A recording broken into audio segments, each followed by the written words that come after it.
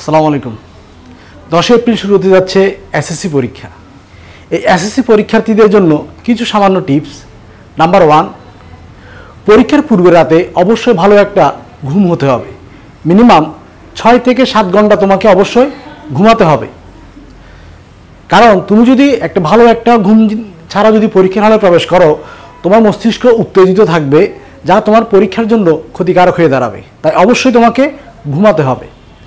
দ্বিতীয় কাজ হচ্ছে কি, পরীক্ষার দিন সকালে এমন খাদ্য খাওয়া যাবে না যা তোমার শরীরে অস্বস্তিকর পরিবেশ তৈরি করবে। যেমন গরুর মাংস, তৈলাক্ত খাবার, চর্বি জাতীয় খাবার, এগুলো বর্জন করতে হবে। সুস্বাদু খাবার, যে খাবারগুলো খেলে মন সতেজ থাকে, মন প্রফুল্ল থাকে, শরীরের মধ্যে শক্তি থাকবে, এমন খাদ্যগুলো খেতে হবে। যেমন ফলমূল জাতীয় খাদ্য যেগুলো আছে ওগুলো তুমি খেতে পারো পরীক্ষার পূর্বে। একেবারে খুব পেট ভরে খাওয়া যাবে না, ভাত খাওয়া যাবে না। কারণ ভাত খেলে তোমার মধ্যে শরীরের মধ্যে একটু হালকা ঝিমানি আসবে, শরীরের মধ্যে হালকা ক্লান্তিভাব চলে আসবে। তাই পেট ভরে খাওয়া যাবে না। যদি তুমি পেট ভরে খাও, অবশ্যই তোমার শরীরটা ক্লান্ত হয়ে যাবে। এজন্য পেট ভরে না খেয়ে এমনভাবে খেতে হবে, পানি খাদ্য একটা সামঞ্জস্য করে তোমার খাওয়া লাগবে। তৃতীয় যে বিষয়টি তা হচ্ছে, পরীক্ষার হলে অবশ্যই ফুল আনসার করার চেষ্টা করতে হবে। যদি তোমাকে ম্যাক্সিমাম নাম্বার পাওয়ার ইচ্ছা থাকে, অবশ্যই তোমাকে ফুল আনসার করতে হবে।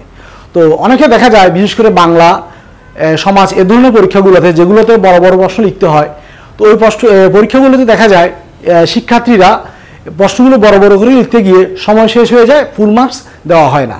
এজন্য আমার পরামর্শ হচ্ছে কি, যদি তুমি মনে করো যে তুমি নির্ধারিত সময়ের মধ্যে ফুল আনসার করতে পারবে না, তখন তোমার কোশ্চেনগুলোকে সামান্য শর্ট করে, একটু সংক্ষেপ করে হলেও ফুল আনসার অবশ্যই তোমাকে করতে হবে। চতুর্থ পরামর্শ হচ্ছে কি, পরীক্ষার হলে ঢোকার পরপরই যখন তোমাকে খাতা দেওয়া হবে, roll number, registration number, set code বা প্রশ্নের সেট ইত্যাদি খুব কেয়ারফুলি ধীরে ধীরে তোমাকে পূরণ করতে হবে। যদি কোনো কারণে তোমার ভুল হয়ে যায়, তখন তোমার কাজ হচ্ছে কি, পরীক্ষক যিনি থাকবেন তার নিকটে তা গিয়ে জানানো। ভয় পাওয়ার কিছু নেই, কারণ এটা পরীক্ষার্থীদের বোর্ড হতে নির্দেশিত।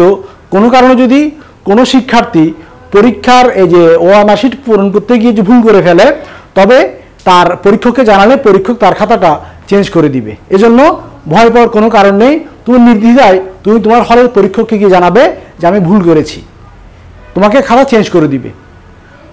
আরেকটা জিনিস মনে রাখতে হবে, পরীক্ষার হলে কোনোভাবে এমন আচরণ করা যাবে না যা পরীক্ষককে তোমার উপর বিরক্তি করে ফেলে। পরীক্ষকের সাথে যিনি শিক্ষক যিনি থাকবেন ওই হলে, তার সাথে কোনো দুর্ব্যবহার করা যাবে না।